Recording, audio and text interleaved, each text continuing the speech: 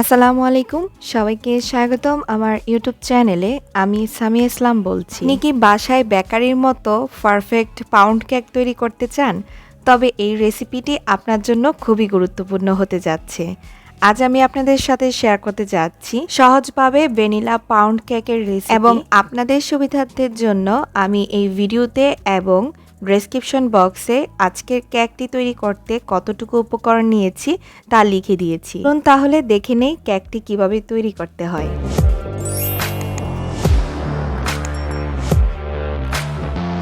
আবার প্রথমে এখানে আমি পরিষ্কার করে রাখা একটি মিক্সিং বল নিয়ে নিয়েছি। এর ওপর একটি চালনি নিয়ে নিয়েছি। এর মধ্যে 1 কাপ ময়দা দিয়ে দিচ্ছি। আপনারা চাইলে ময়দার পরিবর্তে আটাও দিতে পারেন। গুঁড়া দুধ দিয়ে দিয়েছি 1.5 টেবিল চামচ, সাথে দিয়ে দিচ্ছি বেকিং পাউডার আধা চামচ, লবণ দিয়ে দিচ্ছি 2 চিমটির মতো। এখন এই সবগুলো শুকনো উপকরণ আমি চালনিতে মিশিয়ে তারপর চেলে নিচ্ছি। আপনাদের বাসায় যদি গুঁড়া দুধটা না থাকে সেক্ষেত্রে বাদ দিতে পারেন। গুঁড়া দুধটা শুধুমাত্র স্বাদের একটু পরিবর্তন আনে, এর বাহিরে অন্য কোনো কাজ করে না। চালনি দিয়ে চেলে নেওয়া হয়ে গেলে দেখবেন যে অবশিষ্ট কিছু চাকা চাকা রয়েছে, ওইগুলো আমি চামচের সাহায্যে পিষে নিব। চেষ্টা করবেন 2 বারের মতো চেলে নেওয়ার জন্য, এতে করে অনেকটা স্মুথ হবে এবং উপকরণগুলো সবগুলো পারফেক্ট মিশে যাবে। শুকনো উপকরণগুলো এক পাশে রেখে অন্যদিকে আরও একটি মিক্সিং বলে আমি চিনি দিয়ে দিয়েছি 1/2 কাপ।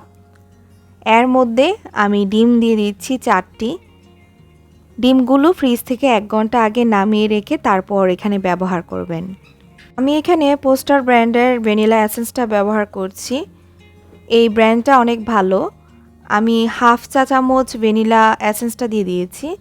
যেহেতু আমি আজকের কেকটি তৈরি করতে 1 কাপ ময়দা ব্যবহার করেছি, সেজন্য আমি 1/2 কাপ চিনি দিয়ে দিয়েছি। যতটুকু পরিমাণে ময়দা ব্যবহার করবেন এর অর্ধেক হবে চিনি। হাতে একটু সময় নিয়ে ডিম আর চিনিটাকে ভালোভাবে মিশিয়ে নেবেন। আমার এখানে ফোম করতে 8 থেকে 10 মিনিটের মতো সময় লেগেছে। তারা এখানে অতিরিক্ত ফোম করার কোনো প্রয়োজন নেই, অথবা আপনারা চাইলে ইলেকট্রিক হ্যান্ড বিটার দিয়েও ফোম করে নিতে পারেন। এখন এখানে শুকনো উপকরণগুলো দেওয়ার পর 1 কাপের মতো রান্নার সয়াবিন তেল দিয়ে দিয়েছি। এখন আবারও খুব ভালোভাবে মিশিয়ে নিচ্ছি। মিশিয়ে নেওয়া হয়ে গেলে ব্যাটারটা ঠিক এমন হবে। ঘনত্বটা ভিডিওটি লক্ষ্য করলেই বুঝে নেবেন। আগে থেকে একটি মোল্ডের মধ্যে আমি তেল ব্রাশ করে লেখালেখির কাগজ বিছিয়ে নিয়েছি। এর মধ্যে আমি কেক ব্যাটারটা দিয়ে দিচ্ছি। আর আরও কিছু কেক রেসিপির ভিডিওর মধ্যে কিভাবে মোল্ডের মধ্যে কাগজটা সেট করতে হয় আমি ডিটেলসে বুঝিয়ে দিয়েছি। লিঙ্কটা ডেসক্রিপশন বক্সে দিয়ে দিব, আপনারা দেখে নিতে পারেন। এখন আমি 130 ডিগ্রি সেলসিয়াসে 10 মিনিটের জন্য ওভেনে কেকটাকে বেক করে নিয়েছি। যারা চুলায় কেক তৈরি করতে চান তাদের জন্য আমার চ্যানেলে চায়ের কাপে মেপে কিভাবে চুলায় কেক তৈরি করতে হয় সেই রেসিপি আপলোড করা আছে, আপনারা চাইলে দেখে নিতে পারেন। খুঁটিনাটি অনেক টিপস রয়েছে। আমি লিঙ্কটা ডেসক্রিপশন বক্সে দিয়ে দিব, বা এই ভিডিওর ওপরে আই বাটনে আমি লিঙ্কটা দিয়ে দিচ্ছি, আপনারা ক্লিক করে দেখে নেবেন। গরম থাকা অবস্থায় আপনাদেরকে আমি দেখিয়েছি কেকটা কতটা সফট হয়েছে। ওপরটা একটু ক্রিস্পি এবং ভিতরটা অনেকটা নরম, ঠিক যেমন বেকারিতে আপনারা দেখে থাকেন। আপনাদের বোঝার সুবিধার্থে আমি পিস করে আপনাদেরকে দেখিয়ে দিয়েছি।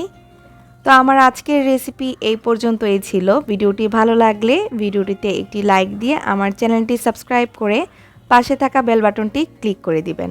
এতে করে আমি যখন আমার চ্যানেলে নতুন কোনো ভিডিও আপলোড করব তখন সবার আগে আপনার কাছে ওই ভিডিও নোটিফিকেশন চলে যাবে। আপনারা চাইলে এই কেক তৈরি করে বিকেলের নাস্তা হিসাবে বা স্কুলের টিফিন হিসাবে তৈরি করে দিতে পারেন। তাছাড়া আজকের কেক রেসিপিটি আপনাদের কাছে কেমন লেগেছে কমেন্টস করে মতামত জানাতে ভুলবেন না। আপনাদের মূল্যবান কমেন্টস আমাকে অনেক অনুপ্রাণিত করে, তাই আপনাদের সুন্দর সুন্দর কমেন্টস দেখার জন্য আমি অপেক্ষায় থাকি। আজকের মতো এখানে বিদায় নিচ্ছি।